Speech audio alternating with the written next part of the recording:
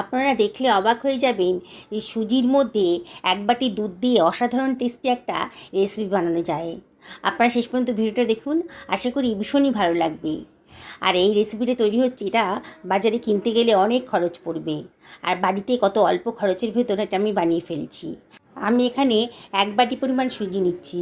সুজিটা পাতলা হোক মোটা হোক, সে যাই হোক না কেন, কোনো অসুবিধা নেই। এই সুজিটাকে আমি একটা মিক্সার গ্রাইন্ডারের ভেতর দিয়ে দিলাম। এবারে এটাকে আমি গ্রাইন্ড করে নেব।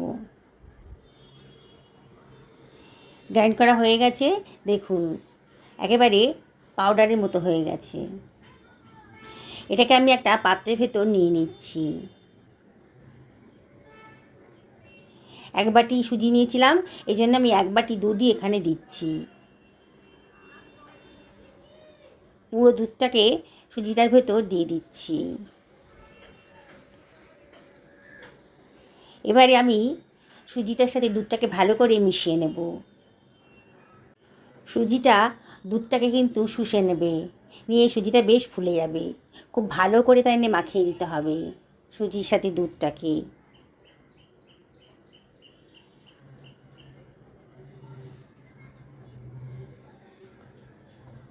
দেখুন আমি কত সুন্দর করে এটাকে মাখিয়ে নিলাম। এবার এটাকে আমি একটু রেস্টে রেখে দেবো, মিনিট 5-6 জন্য রেস্টে রেখে দেবো। আমি ওই গ্রাইন্ডারের ভেতর নিয়ে নিলাম হাফ বাটি পরিমাণ নারকেল, আর হাফ বাটি পরিমাণ দুধও এর ভেতর দিয়ে দিচ্ছি। আর দিয়ে দিচ্ছি হাফ বাটি থেকে বেশি একটুখানি চিনি। চিনিটা নিজেদের পছন্দ মতো দেবেন, কে কীরকম মিষ্টি পছন্দ করেন সেই অনুযায়ী চিনিটা দেবেন। আর দিয়ে দিচ্ছি সামান্য একটুখানি লবণ। যে কোনো মিষ্টি রান্নাতে একটু লবণ দিলে পরে টেস্টের একটা সুন্দর ব্যালেন্স আসে। এবার এটাকে গ্রাইন্ড করে নিচ্ছি। দেখুন কত সুন্দর একটা স্মুথ পেস্ট তৈরি হয়ে গেছে। সুজিটাও মিনিট 5-6 হয়ে গেছে, ঢাকা দিয়ে রেখেছিলাম। দেখুন অনেকটাই কিন্তু ফুলে গেছে, আর দুধটাও কিন্তু অনেকটাই শুষে নিয়েছে। আবার একটু নাড়াচাড়া করে দিচ্ছি। একটা ফ্রাই প্যান গরম করতে দিয়ে দিয়েছি, তার ভেতর দিয়ে দিলাম 2 টেবিল চামচ মতো গাওয়া ঘি। আপনারা ইচ্ছে করে সাদা তেলেও করতে পারেন, তবে এই গাওয়া ঘিটা দিলে পরে দারুণ সুন্দর একটা টেস্টও আসবে, আর গন্ধটাও খুব সুন্দর হবে। এইবার আমি দুধ আর সুজির মিশ্রণটা এর ভেতর দিয়ে দিচ্ছি।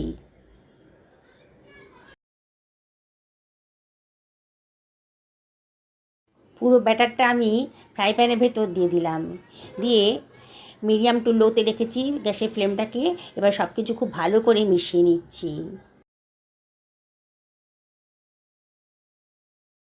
অনবরত নাড়তে হবে, নাহলে কিন্তু লেগে যাবে, এটা পোড়া ধরে যাবে, তখন খেতে ভালো লাগবে না। আস্তে আস্তে কিন্তু সুজির ডোটা অনেকটাই শুকিয়ে গেছে। আবারও ভালো করে এটাকে স্মুথ করে দিতে হবে। খুব ভালো করে নাড়তে নাড়তে কোনো লামসি থাকবে না, এরম করে মিশিয়ে নিতে হবে। প্রথমে একটু দলা পেকে গেলেও পরে কিন্তু এটা আস্তে আস্তে খুলে যাবে।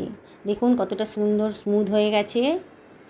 এবারে আমি এর ভিতরে দিয়ে দেব দুধ আর নারকেলের মিশ্রণটা।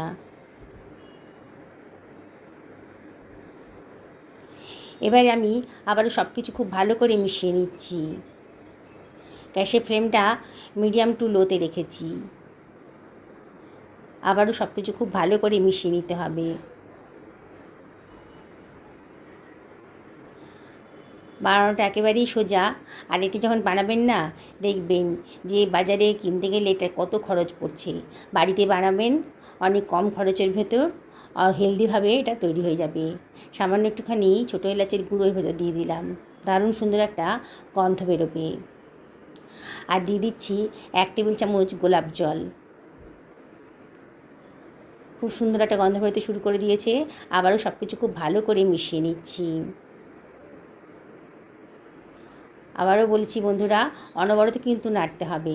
দেখুন নাড়তে নাড়তে কিন্তু প্যানের গা থেকে সুজির ডোটা ছেড়ে আসছে, একেবারেই শুকিয়ে গেছে।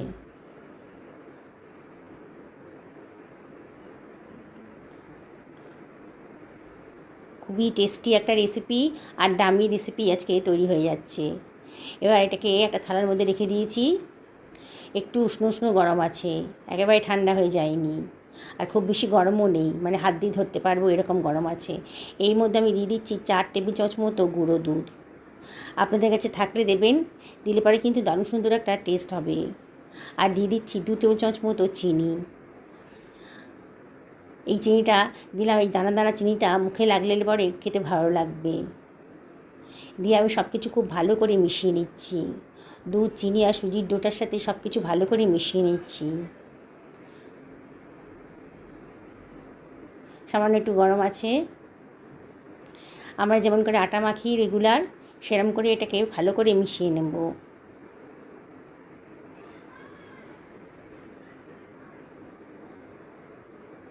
খুব ভালো করে মিশিয়ে নিতে হবে। দেখুন, মাখতে মাখতে কিন্তু পুরো একটা স্মুথ ডো তৈরি হয়ে গেছে। কে বলবে এটা সুজির ডো?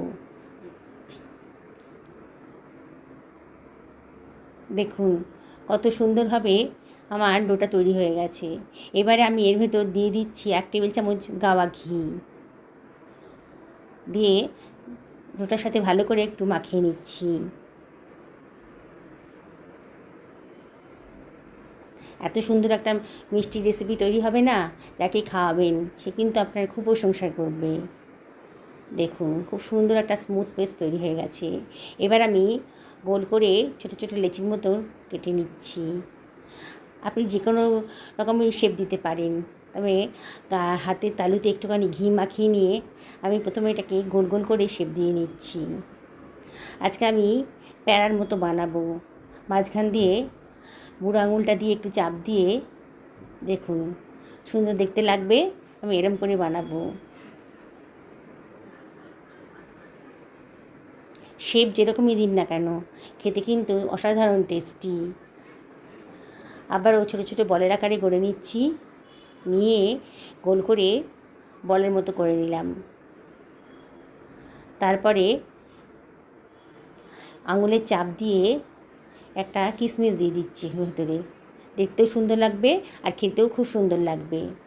আপনারা ইচ্ছে করলে এখানে কাজু, পেস্তা এসবও দিতে পারেন। দেখুন দেখতে কত সুন্দর লাগছে। দেখতে সুন্দর লাগলে কিন্তু খাবার রুচিটা অনেকটাই বেড়ে যায়। এইভাবে আমি সমস্ত প্যাড়াগুলো বানিয়ে নিলাম। দেখুন বন্ধুরা কতটা সুন্দর দেখতে লাগছে, দেখেই খেতে ইচ্ছে করছে না? আর দেখলেন তো বানানোটা কতটাই সোজা। বাড়িতে হঠাৎ করে যখন মিষ্টি খেতে ইচ্ছে করবে, আপনারা কিন্তু অল্প খরচের ভেতরে এই রেসিপিটা বানিয়ে ফেলতে পারবেন। ঘরে থাকা উপকরণ দিয়েই কিন্তু এটা বানানো হয়ে গেল। দেখুন কত সুন্দর দেখতে লাগছে। আমি একটা ভেঙে দেখাচ্ছি, ভেতরটা একেবারে নরম তুলতুল করছে। রেসিপিটা ভালো লাগলে লাইক, শেয়ার, কমেন্ট করতে কিন্তু ভুলবেন না। অবশ্যই বাড়িতে একদিন বানাবেন। সকলে ভালো থাকুন এই কামনা করে ভিডিওটা এখানে শেষ করলাম।